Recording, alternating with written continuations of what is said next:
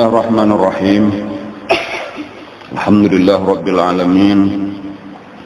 Assalatu wassalamu ala asyrafil anbiya wal mursalin Sayyidina wa maulana Muhammadin wa ala alihi wa sahbihi ajma'in. Amma ba'd. Alhamdulillah kembali hari ini kita bisa hadir di majelis taklim kita ini dalam rangka menguatkan iman kita, menambah pengetahuan kita, dan terutama kita berusaha untuk menambah kecintaan kita kepada Rasulullah Sallallahu Alaihi Wasallam, yaitu dengan lebih banyak mengenal diri pribadi beliau.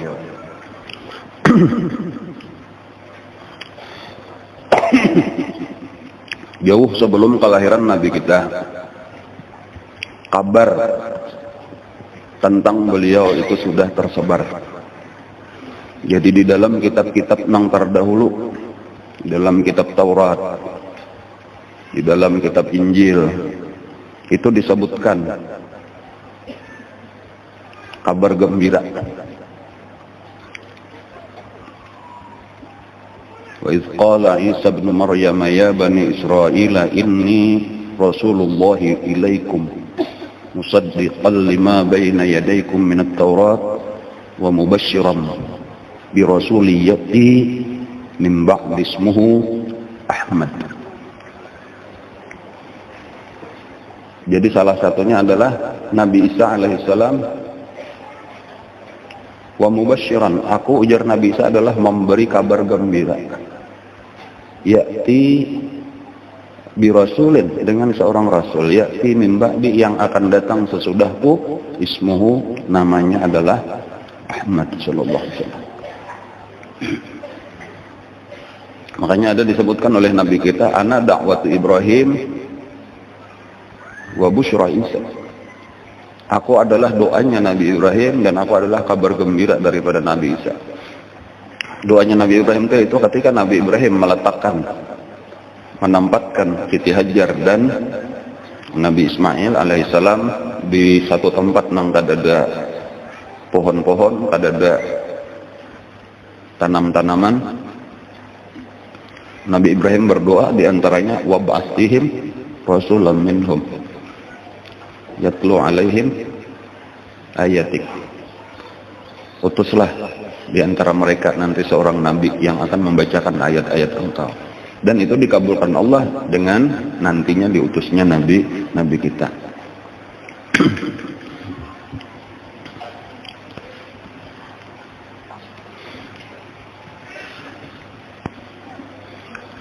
Jadi kalau nangaran pendeta-pendeta nang bujur-bujur, orang-orang nang bujur-bujur mempelajari kitab-kitab terdahulu itu tahu.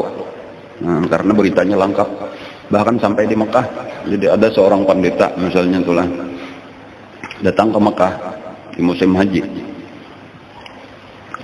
Itu ketika melihat ada perempuan-perempuan Quraisy, itu pendeta itu berucap, wahai perempuan-perempuan, di negeri kalian, di daerah kalian ini nantinya akan lahir seorang nabi.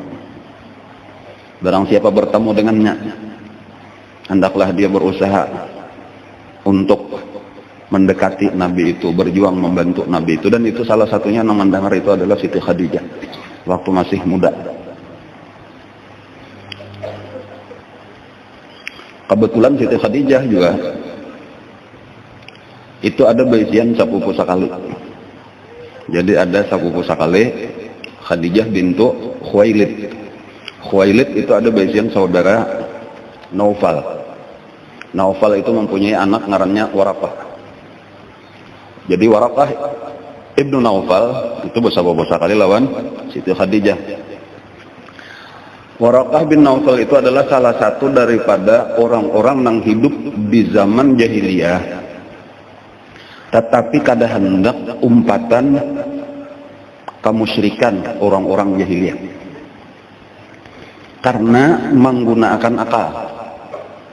Jadi sederhana aja, jadi bila ada pun orang-orang kan apa maka bertahun umpat menyembah patung karena sekadar maumpati orang banyak mengikuti budaya. Jadi pada saat itu akal kada berfungsi lagi, orang umpat menyembah patung, umpat juga menyembah patung. Jadi syaitanlah nang memasuki hati mereka. Adapun orang-orang yang menggunakan akalnya berpikir, seorang nang tukang ulah patungnya, seorang nang menyembah, inya itu rabah aja dah, rabah. Kata kau berbuat, seorang nang tukang kuat. Ya kalau lah, dan bahkan ada nang kata, ada burung hinggap behira di bahunya, burung hinggap di kapal behira di kepalanya. Ya tuh kada kau mau usir, maka seorang lah nang menyembah kayak itu nah, membuangi tahi di kepala seorang aja kada kau. Kayak apa hendak menyelamatkan? Itu lawan akal lah. Jadi di zaman sebelum kenabian itu ada beberapa orang, cuma sedikit.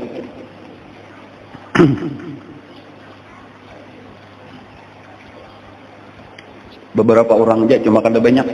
Nang kada mau umpatan menyembah berhala, kada mau umpat menyembah patung, tetap mentauhidkan Allah Subhanahu wa taala, mengesahkan Allah Subhanahu wa taala. Di antaranya adalah Waraqah bin Naufal. Lalu bersama-sama dengan kawan-kawan, beberapa orang, tadi ada menyebutkan 4 orang. Ada Waraqah bin Naufal, kemudian ada ngarannya lagi Zaid,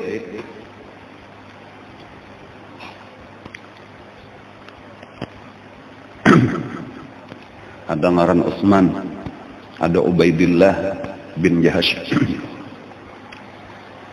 Itu mencari kebenaran. Nah, lalu diantaranya bertemu dengan pendeta-pendeta, lalu mempelajari kitab-kitab kurang dahulu, kayak itu, termasuk mempelajari Taurat, mempelajari Injil.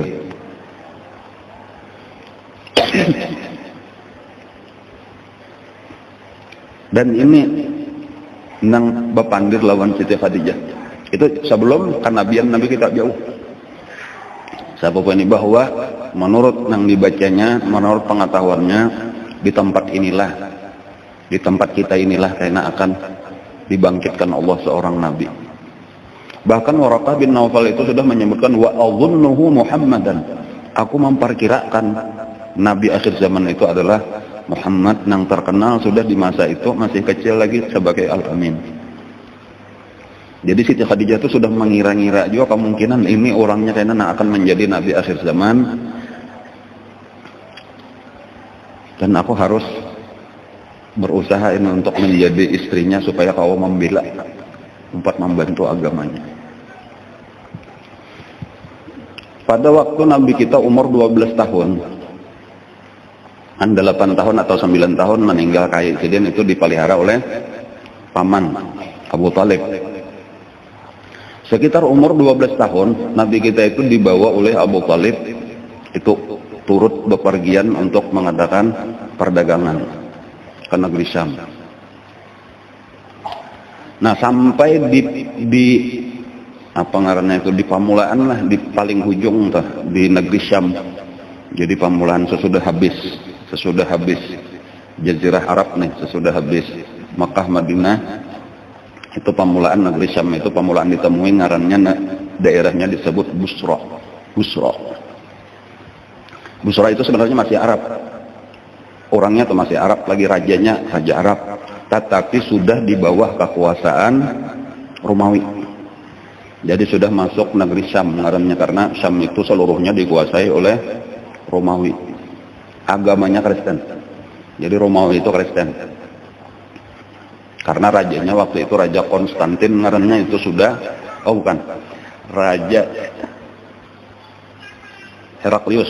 Raja Heraklius itu sudah memeluk agama Nasrani.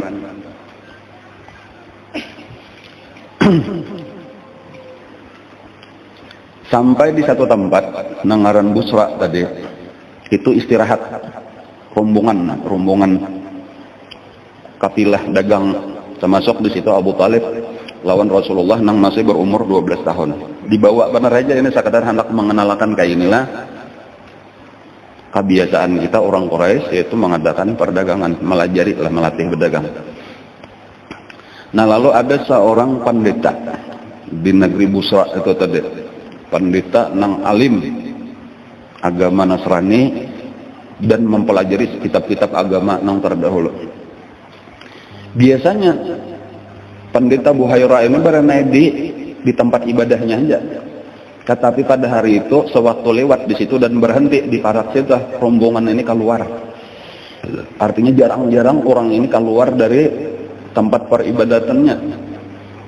Lalu berjalan di tengah-tengah rombongan yang sedang beristirahat ini di salah-salah sampai batamuan lawan Nabi Muhammad yang masih umur 12 tahun tadi. Lalu diperhatikan. Lalu akhirnya bertakon lawan orang yang di situ, ini siapa yang membawa kanak-kanak ini? Lalu ujar orang, Abu Talib. Lalu mana ini nengaran Abu Talib? Lalu ditunjukkan orang, ditamuinya Abu Talib. Lalu Buhairah itu bertakon lawan Abu Talib, wahai Abu Talib, siapa anak itu? Ujar Abu Talib, anakku. Karena kebiasaanlah sudah Sidin menyambat Nabi kita tuh kada dibedakan lawan anak-anak yang lain disabbat sebagai anak seorang. Ujar Buhairah, kadzabta, dusta engkau. Aku melihat ini adalah calon Nabi akhir zaman. Dan Nabi akhir zaman itu kada berabah, orangnya yatim. Kan jelas benar kalau lo kisahnya tuh bacaannya dah. Ujar Abu Talib, aku maksud dengan anakku tadi adalah kemanakan. Ini anak saudaraku Abdullah, abahnya sudah meninggal. Lalu diundang ke rumah Buhairah tadi ke tempat ibadahnya Nabi lawan Abu Talib.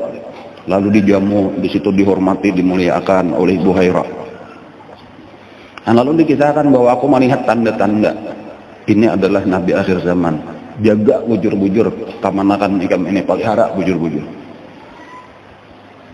Dan diantaranya nang diperiksa bujur-bujur itu dibuka baju Nabi, diperiksa di belakang Nabi itu ada tanda khatamun nubuah.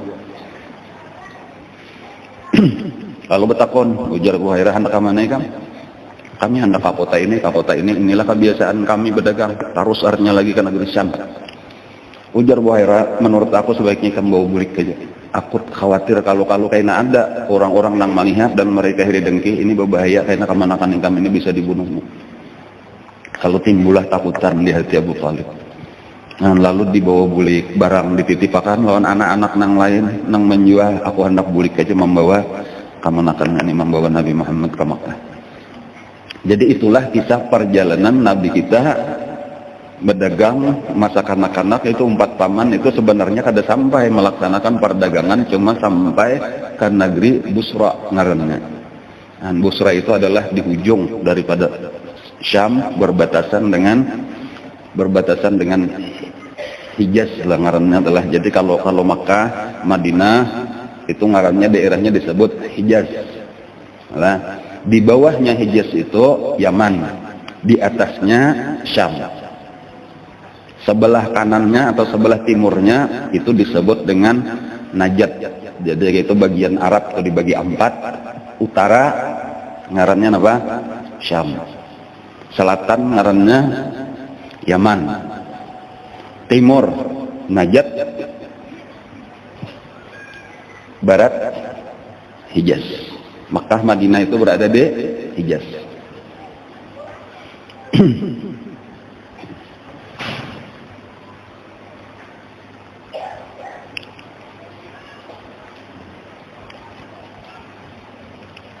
Lalu buliklah kan sampai lagi ke Syam. Nah, lalu di masa-masa itulah Nabi kita ketika umur kurang lebih 15 tahun itu sudah kita bicarakan 4 peperangan lawan paman-pamannya membantu. Jadi di situ pengalaman aja bagi Nabi membantu paman-paman. Terjadi peperangan yang disebut dengan Harbul Fijar, yaitu perang di bulan haram.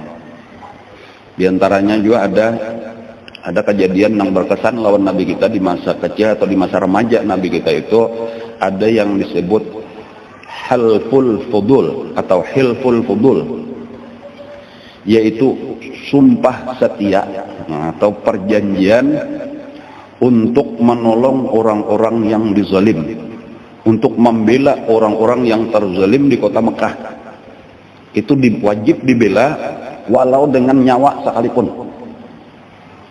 Jadi ada hilful fudul, artinya sumpah setia, bersumpah beberapa orang. Itu kisahnya kayak ini. Ada seorang pedagang menjual barang dari Yaman, lalu membawa barang ke Mekah.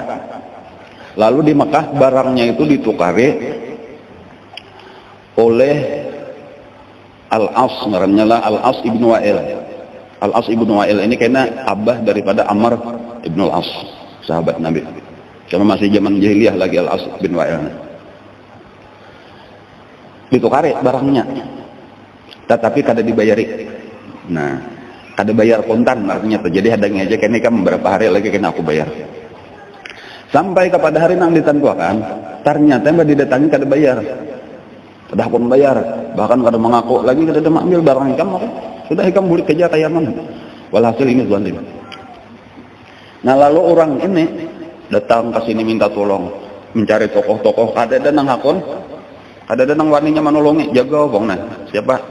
Al-As bin Wa'il nih, jaga. Nah, lalu akhirnya orang ini merasa putus asa, lalu ada yang menyebutkannya datang ke Darun Nadwa, ada yang menyebutkan datang naik ke Jabal Abi Qubais, lalu nyebar teriak, wahai ahli Makkah, kenapa kalian ini kada ada nang perdulinya, di negeri kalian ada orang nang dizalim? Apakah kalian ini hendak disabarakan di seluruh jazirah Arab bahwa orang Makkah ini zalim dan kada katuju membela orang nang zalim? Nah, lalu bangkitlah seseorang, di antaranya itu paman daripada Nabi kita nang bangran Zubair.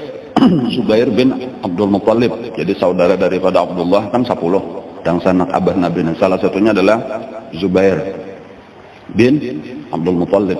Itulah nang berteriak, aku siap membela. Nah, lalu inilah nang mengundang, wahai orang Mekah, kita ini terkenal orang nang baik, orang nang berakhlak, orang nang beradab, orang nang pemurah. Orang lain aja kita bantu, orang datang ke Mekah itu dibantu. Jadi di Mekah itulah tokoh-tokoh Quraisy itu ada tugas masing-masing, ada jabatan.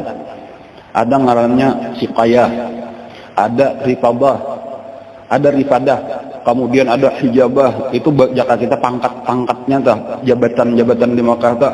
Kalau ngaran Siqayah itu seluruh orang nang datang berhaji itu diberi minum dari sumur Zam-Zam. Itu karena sesudah asalnya Abdul Muttalib itu nang ampun Siqayah atau ketika Abdul Muttalib itu sudah meninggal, itu Siqayah itu dijabat oleh Al-Abbas, memarina Nabi juga. Itu Siqayah. Kemudian ada Rifadah, artinya Rifadah itu memberi makani secara gratis. Jadi pernah nang terkenal Hashim itu apa? Datuk lah oleh Nabi lah, kuitan daripada Abdul Muttalib lah. Itu nang sampai di ngarani Hashim itu, ngarannya Amr lah, ngaran sidin Amr atau Amru. Disebut Hashim itu karena arti Hashim tukang ulah bubur. Itu karena sidin bukan hanya harta, tetapi seorang nang langsung maharuk buburnya nih, mengawah. Lalu orang jemaah haji nang kada tahu, ya Hashim sambil mahantai mangkok enggak isi iya kan dah. Padahal ini nang memberi makani beberapa banyak orang berhaji. Nang terkenal pemurahnya sekalinya malah orang apa menukar barang kada bayar, sekalinya ini kada pantas. Lalu berkumpullah, diundanglah oleh Al-Zubair itu untuk berkumpulan. Ada nama menyebutkan tadi perkumpulannya di Darun Nadwa. Darun Nadwa itu pun adalah salah satu jabatan juga, rumah Datuk Nabi nang Bang Kusai sesudah jadi raja kisah nang tadolata. Itu rumahnya di ngarani Darun Nadwa, tempat rapat. Itu kantor utama lah, jaka kita kantor gubernur atau istana presiden lah Darun Nadwa. Nah, lalu berkumpullah di situ. Di antaranya isinya tadi kita akan membela orang nang dizalimi sampai dikembalikan haknya, walau dengan nyawa sekalipun. Di situ banyak tokoh-tokoh nang bersedia datang. Termasuk nang umpat hadir di situ adalah Nabi kita Rasulullah Sallallahu Alaihi Wasallam, tetapi masih muda, sekitar umur mungkin 20 tahunan. Nang ujar Nabi itu saya sudah itu tah, aku jasidin, bukan di Darun Nadwa, di rumah Abdullah ibnu Ja'ad kalau ada salah kelangarannya adalah tokoh Quraisy waktu itu.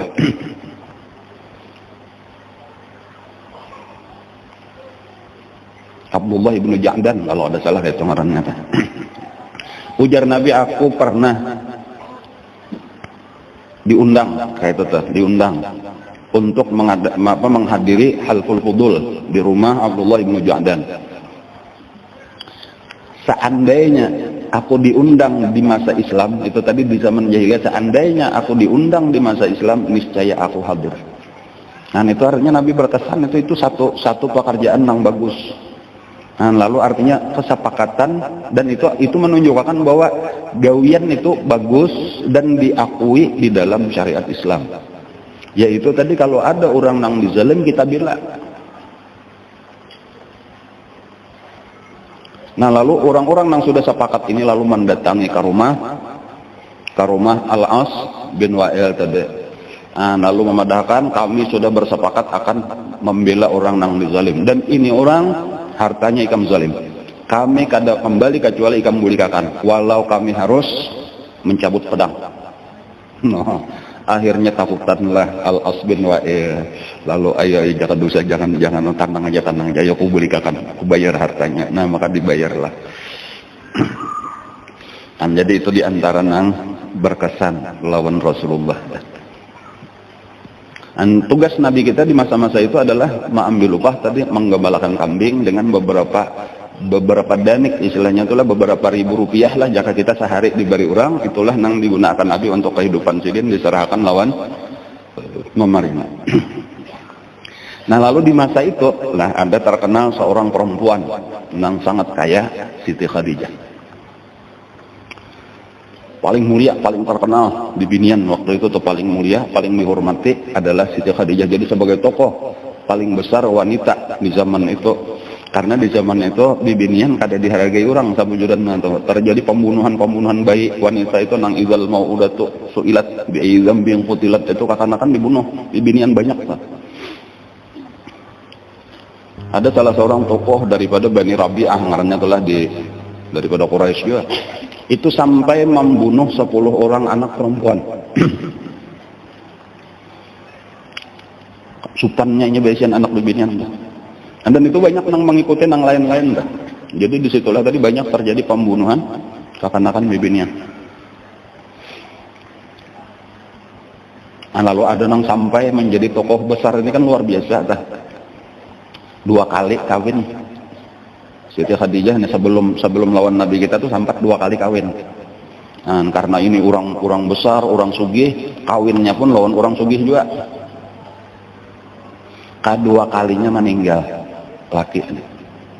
Nah, dan kedua kalinya laki itu meninggalkan harta yang banyak pulang. Jadi sudah sugih, kawin pertama lawan orang sugih, meninggal dapat warisan, bertambahlah kesugihannya.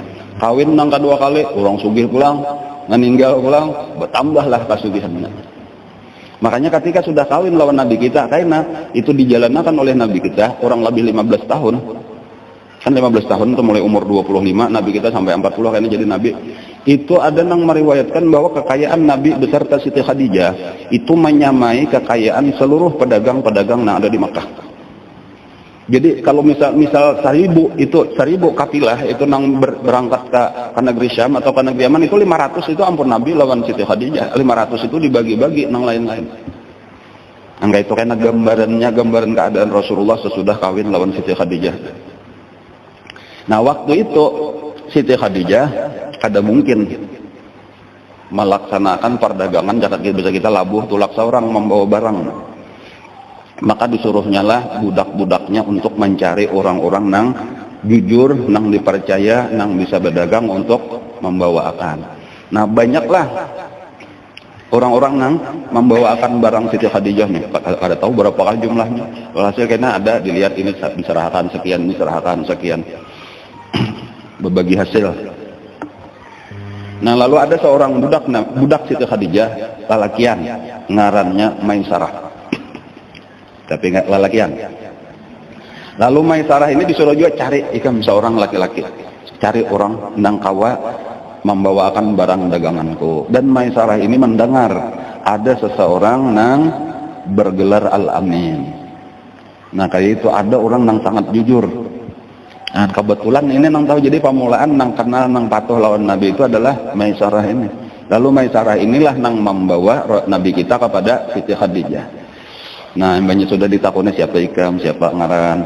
Nah, dari mana, keturunan siapa. Tahulah Siti Khadijah, dan sekalinya ada hubungan keluarga karena memang sama-sama Quraisy. Lalu dipercayalah membawakan barang dagangan. Nah, jadi itulah pemulaan hubungan lawan Siti Khadijah. Dan ini pengalaman pertama Nabi sebetulnya, walaupun sudah biasa sekali tadi lawan Abu Thalib. Jadi ini yang kedua lah membawa barang dagangan itu. Cuma secara pribadi seorang nang mau urusnya ini pertama kali, karena waktu masih umur 12 tahun sekadar umpat bener aja.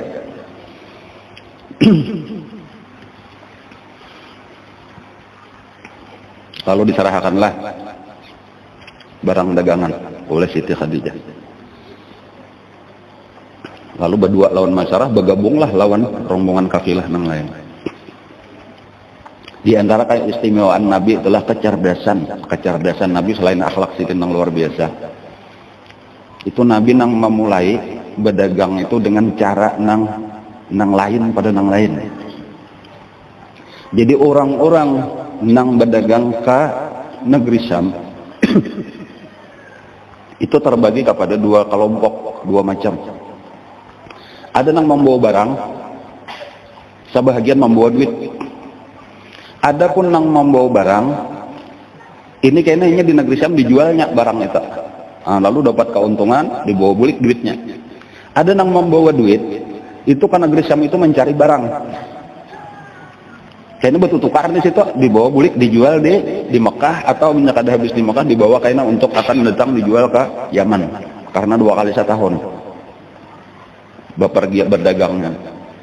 Ada Nabi kita itu kata kayak itu sih, dan duit nang diserah dijurungi Siti Khadijah itu ditukarkan barang di Mekah, lalu dijuallah di negeri Syam. Sesudah dijual itu duitnya itu ditukarkan pulang barang di negeri Syam untuk dijual kayaknya barangnya di Mekah. Jadi sekali bepergian itu sama lawan 2 kali perdagangan. Kan jadi sampai kayak itu tuh tak pikir kayak itu tuh ada kita tuh sudah kebiasaan tuh, itulah orang tuh jarang pengarannya merubah kebiasaan tuh, sulit untuk merubah sudah kebiasaan kayak itulah lagi inovasi ujar orang ini, kreativitas itu kurang manusianya. Ada Nabi itu tanpa ada mendidik, tanpa ada melajari kayak itu, dengan memperhatikan kayak itulah orang ketujuh berpikir kayak apa sebenarnya supaya lebih untung, lebih berhasil. Nah, lalu berangkatlah bersama dengan Maisarah tadi. Di tengah perjalanan itu banyak keajaiban lah nang dilihat oleh Maisarah, itu nang terkagum-kagum sepanjang jalan lawan Rasulullah. Nang utama karena akhlak itu sekalinya luar biasa, lain pada nang lain, lemah lembutnya, kasih sayangnya. Dan di antara nang sangat berkesan juga apabila hari sangat panas. Bilanya hari bersangatan panas, itu selalu ada awan yang menaungi Rasulullah. Bahkan di dalam satu riwayat ujar Maisarah, ini bukan awan, ini malaikat. Karena belain bentuknya pada awan, kada mungkin awan mengkainnya. Nang bilanya Nabi berjalan juga, bilanya Nabi bemandak juga, amun awan kada mungkin kayak itu.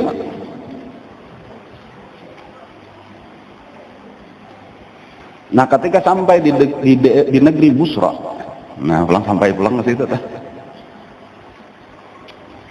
Waktu itu Buhairah Ar-Rahib itu sudah meninggal, lalu digantikan oleh pendeta yang lain. Pada saat itulah juga pemandakan di situ istirahat di sekitar Saumiah, ngarnya sekitar tempat ibadahnya pendeta. Lalu ketika pemandakan itu Nabi kita berjauh daripada rombongan, duduk menyendiri.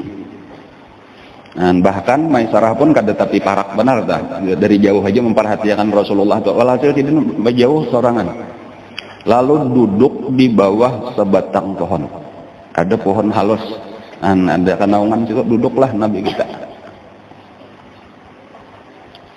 Lalu pandita nang ini tadi memperhatikan rombongan nang banyak, nang lawan unta-untanya, lawan barang dagangannya. Lalu memperhatikan ada seseorang nang menjauh dari situ, lalu duduk di bawah pohon. Lalu berparaklah orang itu karena melihat bahwa orang itu tadi beserta Maisarah, maka diparakilah Maisarah. Nah, lalu berpandir, ditakuni siapa orang itu, kenapa nang ikam gawi. Dikisahkanlah bahwa aku ini adalah budak daripada Siti Khadijah, ini orang sugih di Mekah. Dan aku ini disuruhnya untuk membantu ini orang pertama nang membawakan, ini pertama kali ini empat membawakan barang Siti Khadijah. Siapa ngarannya? Dipadakan ngarannya Muhammad. Dari mananya? Dari Mekah, dari suku Quraisy. Ujar pendeta itu, walaupun kada diketahui ngarannya, tapi lain pada Buhaira. Tidak duduk di bawah pohon ini adalah jalan dan persinggahan. Pohon itu adalah persinggahan para nabi. Jadi nang duduk di bawah pohon itu cuma nabi-nabi. La yanzilu li hadhihi syajarah illa nabi. Tidak turun dan duduk di bawah pohon itu kecuali nabi. Dan Maisarah itu melihat bahwa dahan-dahan pohon itu bergerak supaya menaungi Rasulullah nang duduk di bawah pohon. Itulah nang diantara nang berkesannya tuh. Ketika terjadi jual beli pulang sudah berdagang, kelihatan akhlaknya Rasulullah nang luar biasa, lemah lembut. Nang ujar Nabi rahimallahu abdan samhan idza istara samhan idza ba'a. Orangnya kurang lebih waktu berdagang melayani orang dengan akhlak nang mulia. Ada terjadi perbedaan pendapat antara Nabi lawan salah seorang pembeli. Ujar orang bertakon, jaka kita telah berapa harganya? Sekian, ujar Nabi. Karena yang sudah melayani yang lain pulang, lalu orang tadi hendak bayar, ujar Nabi, kada itu. Kada itu harganya. Tadi aku padakan sekian, kada, ujar orang ikam tadi memadakan saya ini. Kan bisa aja kalau orang mempangarampot nih nang kakak itu, atau nang kita kan diingat tuh, orang nang berdagang tahu aja tuh nang kakak itu tuh. Ada kayaknya nang culas-culas kayak itu tuh. Kada aja Nabi, aku tadi memadakan harganya sekian, kan hendak tuh kali itu kali kada. Ujar orang ikam tadi memadakan gini harganya. Kada mau apa nggak bakar rampot. Tadi jadi aku kada bakar rampot, aku kada bisa bakar rampot, seumur hidup kada mau bakar rampot.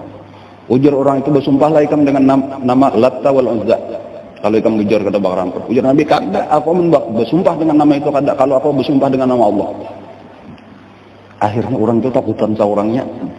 Nah aja al-qaulu artinya apa ujar ikam. Nah akhirnya bayar sesuai dengan nang dipadahkan Nabi. Itu pun berkesan juga, artinya anti sama sekali dengan apa? Patung. Kada hendak bersumpah menggunakan nama Latta, Uzza, Hubal, Manat, Suwa, kada hakam Nabi kita. Nah walhasil ringkasnya bulikanlah membawa barang pulang sampai di Mekah, dijual Nabi pulang. Sudah habis barangnya, lalu diserahkanlah hasilnya lawan Siti Khadijah.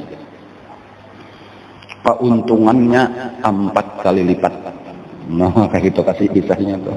Keuntungan 4 kali lipat. Jadi kada disebutkan pang berapa. Cuma jaka kita jatanya 10 juta, dijurungi bulikakan 40 juta. Luar biasa, keuntungan luar biasa itu berkesan makinnya lawan Siti Khadijah. Lalu dibagilah berapa bagian Nabi diserahkan oleh Siti Khadijah. Buliklah Nabi kita, lalu Siti Khadijah ini tinggal lagi manahan Maisarah. Nah lalu dipandirilah Maisarah. Ditakunakan kada lain pertanyaan tuh kayak apa, mulai awal perjalanan sampai akhir kisah Rasulullahnya. Kayak itulah orang sudah tertarik nih. Kada puas-puas mendengar kisah Nabi ini, Siti Khadijah nih. Lalu Maisarah mengisahkan lengkap sepanjang perjalanan mulai awal sampai akhir dikisahkan. Jika kayak kita ini bersambung berapa kali pengajian kah kisahnya? Dikisahkan rinci kisahnya. Nang akhirnya kata kawal lagi Siti Khadijah ini kata tahan mesti kau ambil ini orang ini kata kawal dilihat akan lagi dan kata kawal berlambat bisa apa melambat bisa sayup bisa taduh hulu orang. Akhirnya mengutuslah seorang perempuan kawannya, ada nama menyebutkan ngaran kawannya itu Nafisah. Nah, jadi Nafisah inilah nang mendatangi Rasulullah. Penghubungnya Siti Khadijah nih. Lalu bertakon, dan kebetulan ini kenal juga lawan Nabi kita, Siti Nafisah nih kenal lawan Nabi. Jadi ujar wahai Muhammad, kenapa maka ikam kada kawin aja lagi? Ikam hendaklah kawin gitu. Ujar Nabi hendak gitu aja. Kenapa maka kada kawin aja lagi? Ujar Nabi, aku kada berisian harta nang banyak sedikit. Ini hanya ada papulih ini pang nah belum kepakai lagi. Kalau ada ujar Siti Nafisah nih seorang perempuan nang harta di tangannya sudah nya kada memerlukan harta lagi, kecantikan milikinya, kebangsawanan milikinya, lalu nya hendak lawan ikan bersedialah ikan untuk mengawinnya orang itu.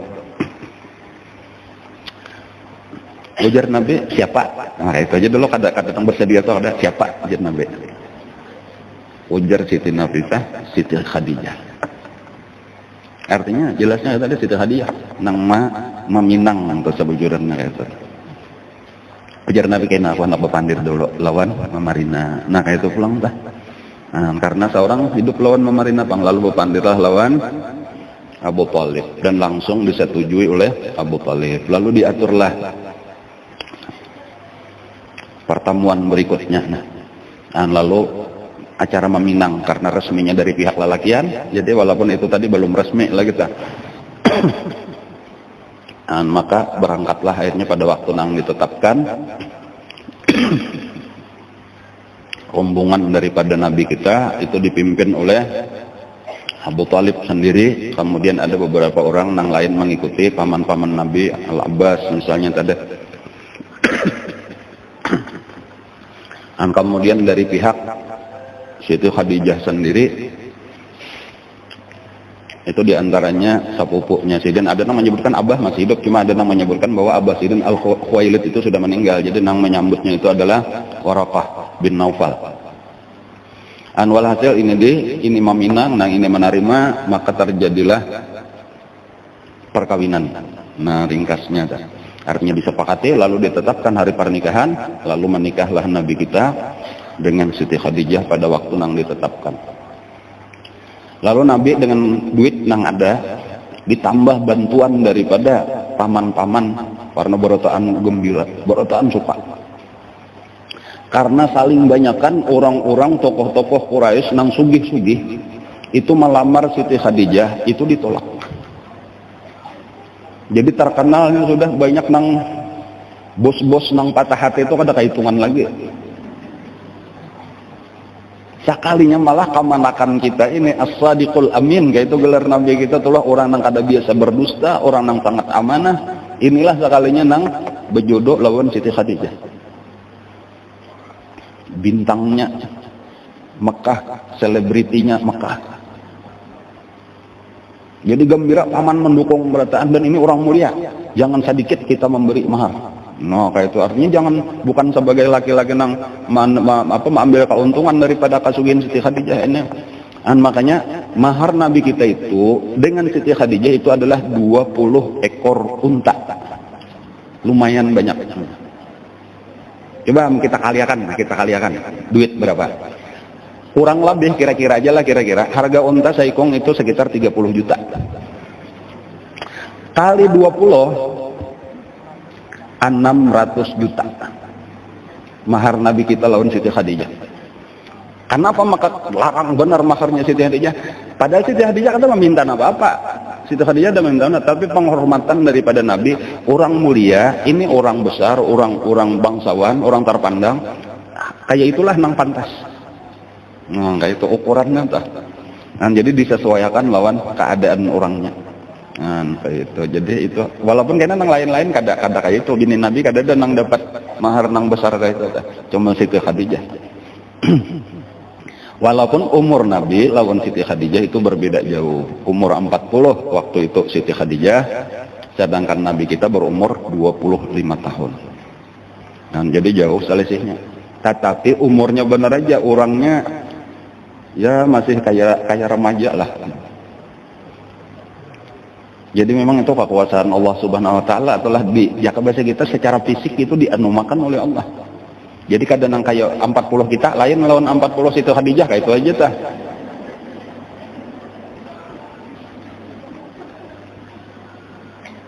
Siti Khadijah itu wafatlah 3 tahun sebelum hijrah. Berarti 25 tahun kawin lawan Nabi. Coba hitung.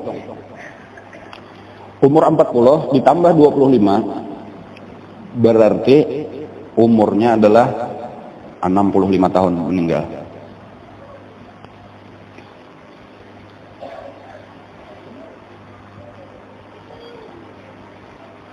Siti Fatimah itu waktu hijrah itu sekitar umur 8 tahun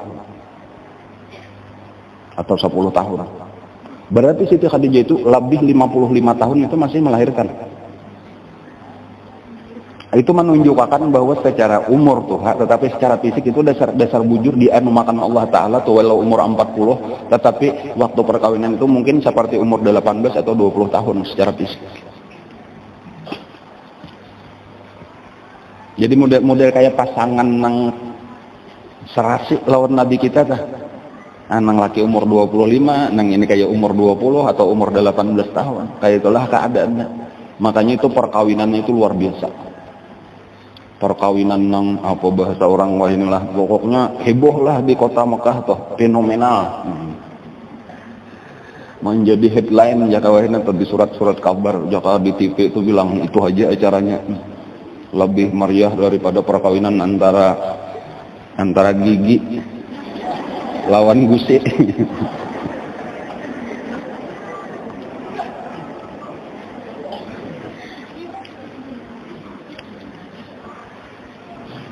Ngaran maka Gigi lah.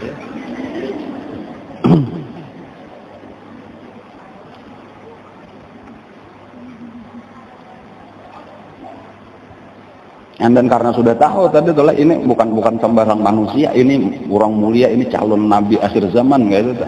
Itu luar biasa Siti Khadijah nih kelakuannya, akhlaknya lawan Rasulullah, kasih sayangnya kada kawan dikisahkan gitu. Harta diserahkan lawan Nabi berataan. Kada tahu urusan lagi tak ini harta kita sudah, ini harta kita dan ini harta ikam tuh. Uruslah. Iyalah lalu Nabi lah nang mengatur perdagangan. Walaupun sesudah itu Nabi kada pernah berangkat seorang. Jadi tetap orang-orang nang dipercayalah untuk melaksanakan dagangan, dan itu terjadi sampai kurang lebih 15 tahun tadi sebelum Siti menjadi Nabi itu gawian itulah tadi pedagang. Nah, lalu sesudah perkawinan itulah Siti Khadijah itu melahirkan banyak anak-anak daripada Nabi. Yang pertama lalakian Al-Qasim. Jadi Qasim itu adalah anak pertama daripada Nabi kita. Oleh karena itu Nabi kita disebut Abul Qasim. Jadi kebiasaan itu ngarannya kunyah. Kunyah itu nama panggilan berdasarkan anak pertama. Nah, jadi kunyah istilahnya telah. Jadi kalau orang anak pertamanya tadi Al-Qasim, maka abahnya dikiau Abul Qasim, mamanya dikiau Ummul Qasim. Kayak itulah berataan bilanya ngaran anak pertama dingarani Abdullah, maka disebutlah Abu Abdullah, Ummu Abdullah. Kayak itulah mama abahnya. Kayak kita juga kurang lebih tah. Mamanya si Anu aja kita, abahnya si Anu. Itu biasa lebih kebanyakan itu anak pertama. Anak pamulaan. Jadi bahkan anak nang tadi behiri, ini abah ulun aja hingga abah kakak aja disambat ya, nah kayak itu tah. Cuma kayak itulah kebiasaan, ada sudah kebiasaan lah. Kunyah ngarannya tah sebutan. Jadi kunyah Nabi kita adalah Abul Qasim. Nah, Al-Qasim itu ada yang menyebutkan meninggal masih di bawah 5 tahun. Artinya balita adalah meninggalnya. Cuma ada yang mengatakan itu sampai sekitar umur 7 atau 8 tahun. Jadi ada yang dua riwayat itu menyebutkan bahwa Al-Qasim itu ada yang menyebutkan sampai mulai belajar menunggang kuda lalu meninggal. Kemudian anak berikutnya Ruqayyah Bibinian. Kemudian seterusnya lagi anak berikutnya lagi Zainab Bibinian pulang. Seterusnya Ummu Kulsum Bibinian pulang. Seluruhnya ini lahir sebelum Rasulullah diangkat menjadi nabi.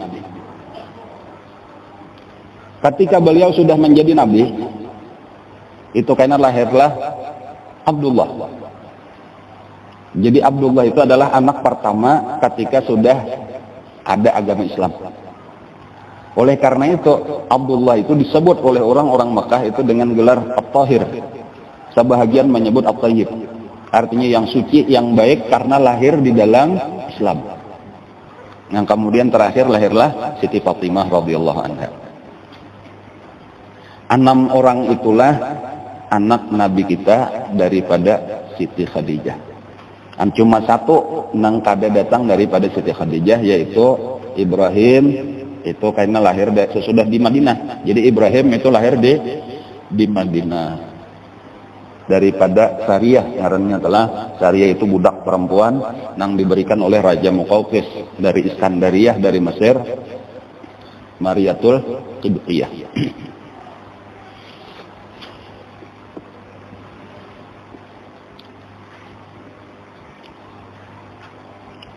Di masa-masa mulai perkawinan Nabi tadi telah sampai mendapatkan kenabian, jadi sekitar umur 25 sampai 40, itu secara umum isinya adalah kebahagiaan.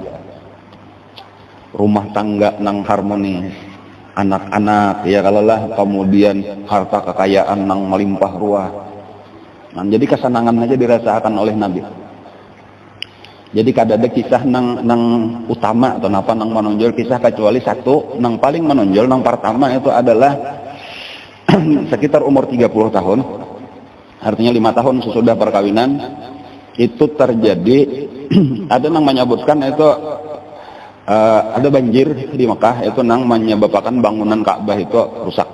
Nah, tetapi ada yang meriwayatkan bahwa penyebab utamanya itu apa ngarannya direhabnya, dibangun kembali Ka'bah itu adalah karena ada benda-benda berharga yang di dalam Ka'bah itu dicuri orang, dicuntan orang. Karena apa? Karena orang mudah malam-malam, apalagi waktu gelap malam itu keluar masuk di dalam Ka'bah itu, napa nang ada di situ banyak perbendaharaan harta-harta yang berharga di situ disimpan, itu hilang. Lalu tak pikirlah tokoh-tokoh Quraisy itu untuk membangun kembali Ka'bah supaya menjadi bangunan yang kuat. Nah, lalu diadakanlah rapat. Termasuk di situ Nabi kita tadi nang 4 bergabung di situ. Kebetulan masa itunya nengaran perdagangan tadi itulah ekonomi itu ada masanya rame berdagang, ada masanya sulit. Nah, itu kebetulan di waktu itu masa ekonomi sulit. Jadi berataan mengalami itu dagangan kan, tapi rame lagi wene takana tah. Jadi kita mungkin wah ini nih kurang lebih nih lah, buat pindah kada rame aja berdagang wene nih. Ya memang nengaran zaman tadi ada wahnya rame, ada wahnya sunyi, ada zamannya syukur, ada zamannya sabar. Nih takana zaman sabar sudah ya kayak itu tas sabarnya lagi kita. Dan cuma kayak itulah di saat keadaan ekonomi sulit tadi perlu untuk memperbaiki Ka'bah. Nah, lalu rapat. Nah, lalu akhirnya sepakat kita bangun. Nah, cuma dari tokoh-tokoh Quraisy itu ada persyaratan. Syaratnya pertama, biayanya harus dari kita seorang. Dari kita seorang. Jangan kita minta dana kemana-mana. Swadaya aja. Nah, itu. Swadaya. Kita aja. 1. Tetapi pulang syaratnya, kada boleh duitnya itu kecuali nang bersih. Jadi diantaranya, jangan sampai ada riba, duit riba masuk. Walau gawian orang Quraisy kebanyakan waktu itu adalah riba, tetapi mereka tahu bahwa riba itu kada boleh. Dan ini kada pantas duit riba ini digunakan untuk membangun tempat ibadahnya. Jadi disyaratkan. Kemudian nang kada boleh lagi istilah mereka itu kalau di dalam bahasa Arab itu mahrul baghi. Mahrul baghi itu adalah duit hasil pelacuran. Karena orang Arab itu, orang Quraisy itu biasa, sudah di zaman itu pelacuran itu sudah biasa. Terutamalah orang-orang yang bisian budak perempuan. Itu budak perempuan itu biasanya nukar sebanyak-banyaknya, lalu dibuka rumahnya itu jadi tempat pelacuran siapa yang hendak. Bahkan penghabisannya karena bagi sebagian orang kok bilanya orang, aku juga kada hendak di antara budak ikamnya, aku hendak bini ikam. Atau aku hendak anak bibinya nih kan, ya amunnya pina patut harganya bisa diserahkan. Sampai di antara budaya jahiliyah di masa itu itulah, itu bisa aja karena seseorang perempuan itu menjual dirinya dengan banyak laki-laki. Tetapi apabila syaratnya itu peraturan jahiliyah, tapi itu apabila hamil, itu pergi ke ada zaman itu tulah ada satu suku nang ahli mendeteksi anak. Inya langsung kawak berapa orang laki-laki yang berzinah lawan ikam, ujarnya ini. Lihat anaknya yang punya lahir di jurung lawan Qafi, ngarnya Al-Qafi itu adalah orang yang kawama membulikakan anak kepada abahnya, menunjukkan ini abahnya si anak. Dan orang yang ditunjuk oleh Al-Qafi itu wajib mana mengawini perempuan tadi. Itu diantara peraturannya. Itu keahlian orang, dan itu memang bujur kayak itu tuh, memang kadang-kadang. Jadi Al-Qafi itu memang sesuatu keistimewaan daripada orang Bahari itu. Ingat bahkan kalau melihat Al-Qafi itulah keistimewaannya tuh, itu suku tertentu aja. Talapak batis saja tahu ini talapak batis si anu. Itu kehebatannya tah. Iya ini itu kurang lebih dia orang menggunakan DNA ngarannya tah. Orang lain itu harus menggunakan orang Bahari kan alat apa lawan mata aja. Lawan mata aja nya kawa. Itu ada keistimewaan orang Arab Bahari itu.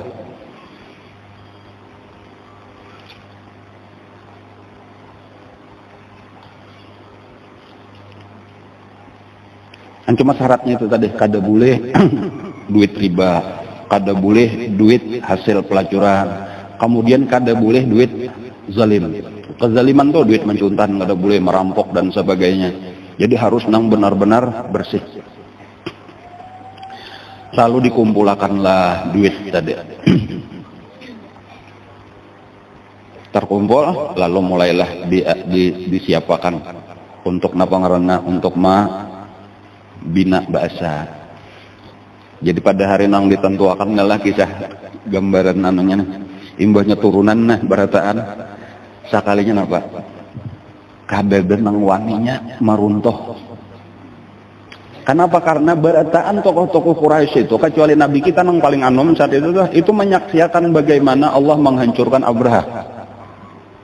Padahal mereka itu hanya bermaksud meruntuh Ka'bah. Ada di kita ini dasar kita runtuh bujuran. Takutan, kada ada nang waninya. Jalan ikam aja, ayo ikam dulu. Kada wani. Kayak apa kita hendak membangun bahasa memang kada dihancur nang ada dulu.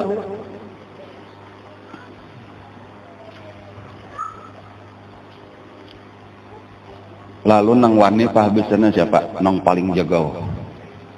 Ngarannya Al-Walid Ibnul Mughirah. Jadi Al-Walid Ibnul Mughirah inilah amunnya kada nang waninya, ayo sini aku.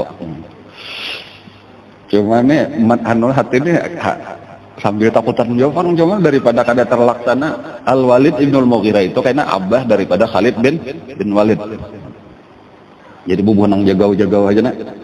Yang paling sakti lah di Makkah ini udah tokoh nang luar biasa. Jadi lalu ini berdirilah di antara rukun Yamani lawan rukun Hajar Aswad. Disitulah mulai dihancur anunya lawan pukulnya nang genalnya lah, lawan gudamnya. Lalu runtuh. Sorangan nang lain beparak mundur, nang lain mundur kalau pina burung ababil di tangan. Sampai tuntung itu satu juzu itu ada apa-apa. Ujar Al-Walid, ayo lah kasih tangannya aku tatap pada denang waninya. Itu aja ujar nang lain sadang sudah bemandak aja. Kita isok aja pulang. Maksudnya isok tuh kita lihat akan malam ini kayak mati ya kadakan nih Al-Walid nih. Bilanya mati kita jangan kita anu lagi, amunnya selamat isok hari ayo kita tarusakan. Sampai keesokan harinya ringkasnya ternyata Al-Walid Ibnul Mughirah sehat walafiat. Bahkan inya membawa seluruh anak-anaknya. Jadi amannya ayo jadinya lawan orang Mekah. Kalau kadadahan mandangannya aku aja seorangan, aku lawan anak-anakku cukup aja. Jadi termasuk Khalid bin Walid dan lain-lain anak-anaknya dikumpulkan. Sekalinya melihat nang hari itu tadi pina aman aja lalu barataan hanya hakon umpat maruntuh. Lalu runtuhlah barataan itu pun sambil berdoa di dalam ya Allah kami bukan hendak menghancur tetapi kami hendak membaiki. Ya Allah selamatkan kami kada hendak menghancur, kami cuma hendak membaiki. Kayak itulah bacaan barataan. Walhasil dibongkar. Hilang sampai pondasinya pun diangkat.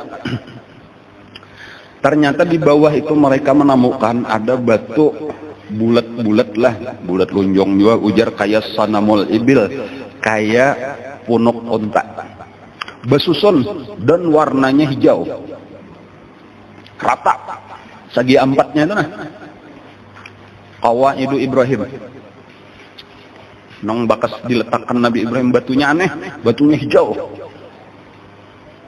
Ketika sudah sampai itu di dalam tanah tuh, di dalam tanah benar tuh, ditabuk sampai habis. Tadi tak dapat itu pembawahan. Lalu ketika diangkat sabuting, itu memancarlah sinar nang luar biasa terangnya sampai ini tarabah nang mengangkat nih kada tahan melihat sinar itu, batunya gugur tak buat pulang ke dalam. Itu diantaranya, dan itu sampai wahini itu ada. Lalu mereka kada wani lagi mengangkat, sudah biar aja inilah sebagai batu paling bawah. Lalu di atas batu itulah diandak pondasi.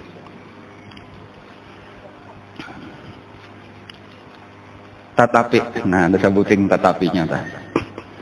Ternyata batunya kada cukup, kayunya kada cukup. Jadi kayu lawan batu. Sementara duitnya habis. Lalu dihalusilah daripada nang asal. Karena amun mahadang duit cukup, sementara ini perlu untuk tempat beribadah. Jadi sudah kita seadanya aja. Itu nang ujar Nabi itu. Sesudah Fathu Makkah, sesudah Makkah dikuasai karena oleh orang Islam, di situ Nabi ujar Nabi, aku apa ngarannya tadi, merehab, membangun kembali, dan aku tahu bahwa nang asal bangunan Nabi Ibrahim kada seperti ini lebih halus. Nang dahulu ujar Nabi Hijri Ismail itu tak buat barataan di dalam Ka'bah. Tetapi orang Quraisy itu karena kekurangan dana, kekurangan duit, maka dibangunlah, lalu Hijri Ismail tak keluar daripada Ka'bah. Seandainya ujar Nabi kita, orang Islam ini sudah kuat imannya, mereka bukan baru masuk kepada agama Islam, ini saya aku hancur bahasa Ka'bahnya dan aku bangun sesuai dengan bangunan Nabi Ibrahim. Dan cuma aku takutan karena pulang kalau kafir pulang, mempina macam-macamnya dihancur Ka'bah karena macam-macam pulang anggapannya. Jadi sudah kubiarkan aja. Itu perkataan Nabi kita waktu Fathu Makkah. Dan jadi kayak itulah kisah pembangunan Ka'bah. Dan ada sebahagian dikisahkan yang sebahagian orang waktu itu macul tapihnya, ya kalau lah lalu diandak gasan, andak batu. Nabi kita sendiri kada pernah membuka aurat. Bahkan Nabi kita pernah naik ke atas, menyambut di atas tuh ketika sudah mulai tinggi. Itu lalu Nabi kita naik ke atas, lalu menyambut batu, itu lalu angin bertiup. Lalu tabukalah landau aja, artinya napa betis bawah Nabi kita. Itu habang moha Nabi kita langsung sidin turun, sidin aku di bawah aja, kadah pun lagi ke atas. Itu napa, itu sifat malunya Rasulullah, pemalu. Rasulullah itu asyaddu hayaan minal azra. Nabi kita itu lebih pemalu daripada perempuan yang masih perawan. Nah kayak itu istilah ulama bahari kayak itu tuh di dalam kitab kita. Jadi bibinian masih perawan, panyupan benar. Amun nang sudah beranak 5, 6 kan banu kan, tetapi parduli lagi ya kalau lah menyusui anak di warung kan kada hiran-hiran.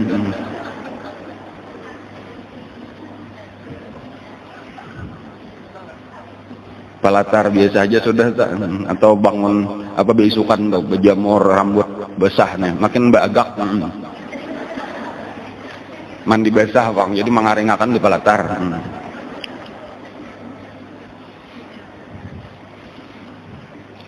Menang bibini nong bujang supan benarnya yang itu perumpamaan. Nabi lebih pemalu daripada itu. Al haya minal iman.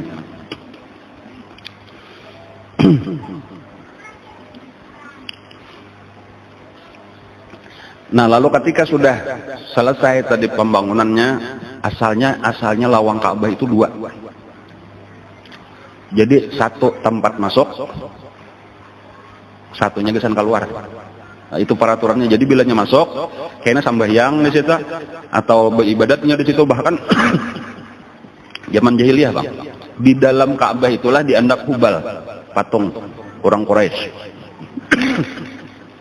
Jadi bila masuk sujud lawan Hubal, keluar dari pintu nang sabuting. Cuma itulah tadi penyebab napa? Penyebab di situ karena ada benda-benda nang berharga di situ bisa dibawa maling dari itu, malam-malamnya masuk ke situ.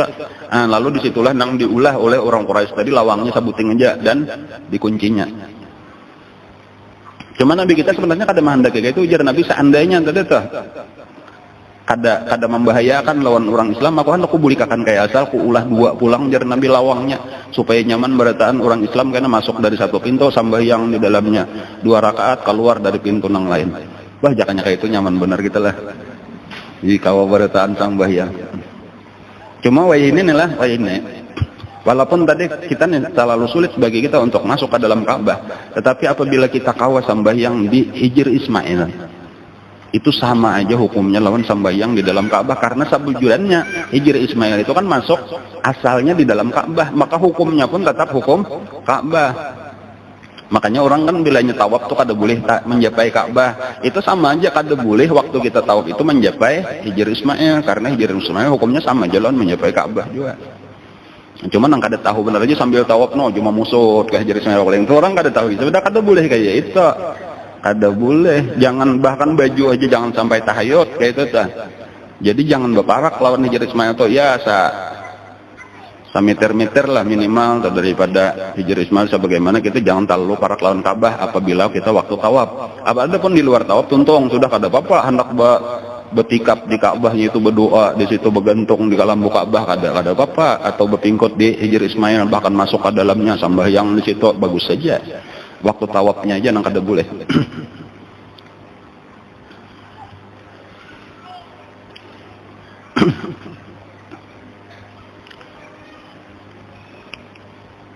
Nabi kita tadi orang nang kada pernah umpatan dengan gawian-gawian jahiliyah. Jadi terpelihara, termasuk kada pernah menyembah patung, kada pernah umpat minum minuman keras. Padahal minuman keras itu menjadi budaya nang luar biasa di zaman jahiliyah bagi orang Quraisy. Jadi ada orang Quraisy itu nang sehari-sehari itunya lebih banyak minum khamar daripada banyu putih. Aku hari ini aja secangkirannya minum banyu putih, sisanya bang, ya amun 4-5 botol ada bang, jauh bahasa kita tah, khamar. Maka itu bang sudah tuh, jadi bilang marga tapak saban aja minum banyu putih itu, jangan mentuk minum, mentuk makan khamar juga, kayak apa kah? Dan paling bawa kumur bener aja kira-kira lawan banyu putih itu.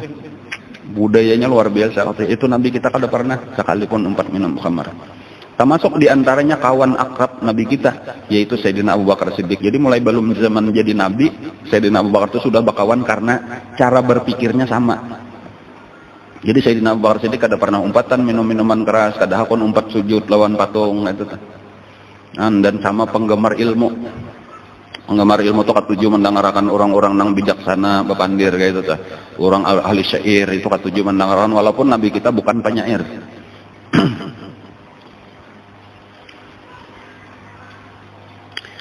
Menjelang umur 40 tahun. Nah, kita ringkaskan sudah nih lah, makin jauh aja perjalanan kita nih. Menjelang umur 40 tahun. Nah, masuk ke dalam hati Nabi kita itu perasaan gundah melihat keadaan masyarakat tenang makin rusak aja. Lalu beliau senang mengasingkan diri.